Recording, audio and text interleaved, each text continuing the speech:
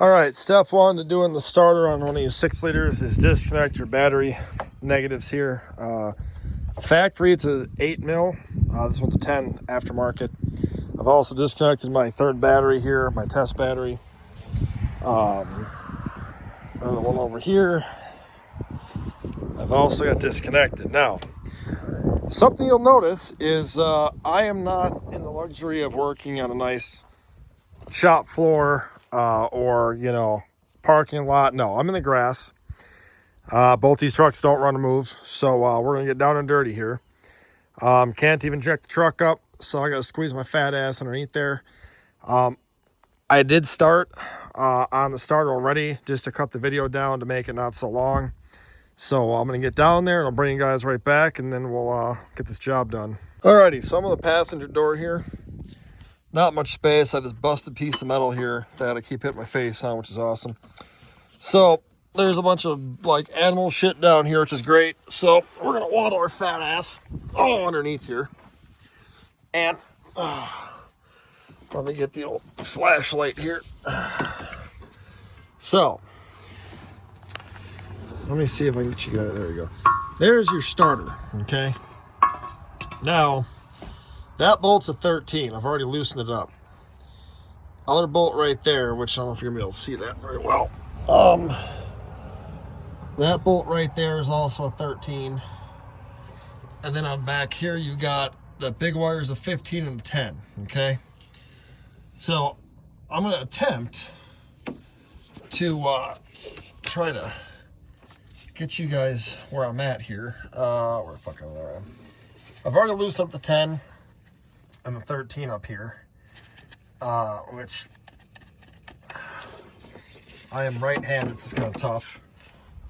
But yeah, so trying to do this with my left hand, I can't fit my hand in there. But basically, what you're trying to do here is that nut is a 10, and the big nut that's missing on that stud is a 15. Take those out. Then those 2 wires come off. This one right here is a 13. Take that one out.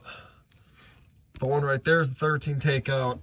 Then there's one on the top you gotta take out, but you gotta get these wires out of the way first to get up into there.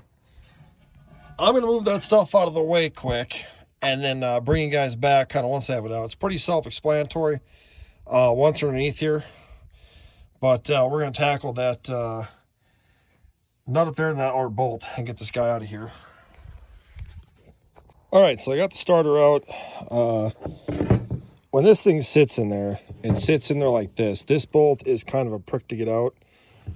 All it is one of these guys, same as the lower one.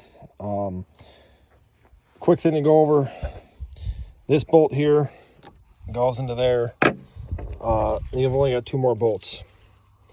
This is the 6-7 one. Now, the nose does not make a difference, okay? The rest of this is actually the same. Same starter, just the nose here sticks out more, but doesn't matter because the Bendix here does not, so we're good. But that hole is the big hole. 6-7s use all the same bolts, okay? So all your bolts that were here before,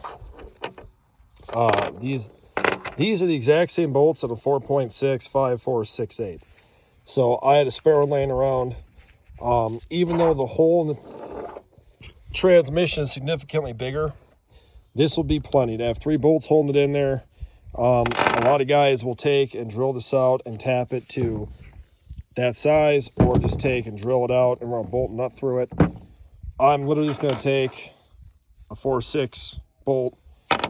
It'll be fine. It's not going to make a difference. That's my plan. AutoZone number on this guy is right there. Not a sponsor, just what I had. So I'm going to toss this bastard in now. My basic plan is just hold it up into there, get the 2 lower bolts started, and then the top one's a prick to get to. I had to use a 6-inch extension, 3/8 drive with a deep well 13 to get up to this one. And then this is a 15, obviously, like I said, and you got your 10 here. So I'm going to get this back up in there and We will test the difference and how fast it starts. And like I say, you know, this will be fine to use in here. It's not going to create any kind of issues, so that's my plan. All right, guys, I couldn't really hold the camera and do this at one time, so I'm going to show you what I did here. But that's where that big bolt goes. I put that 13 there. Fits like a glove. Other 2 bolts up there. Note about the power wire, the big guy right there. That new nut is going to be a 16 mil, not a 15 mil. And then that one right there is also just a 10 like before. Just make sure when you put that up there, it's not touching the starter, okay? That's all you gotta do to her, and now we're gonna hook the batteries back up and see if she cranks over, and if so, how fast. Alrighty, so now we're gonna try and see what we can do here and see what the starter sounds like.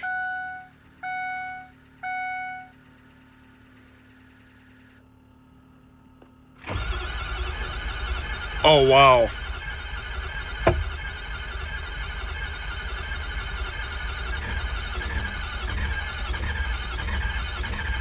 Want to start.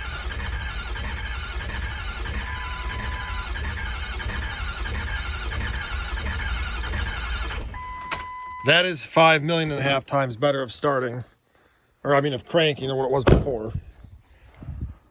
Which is good, so we know she cranks over fast as can be now, which is fantastic. I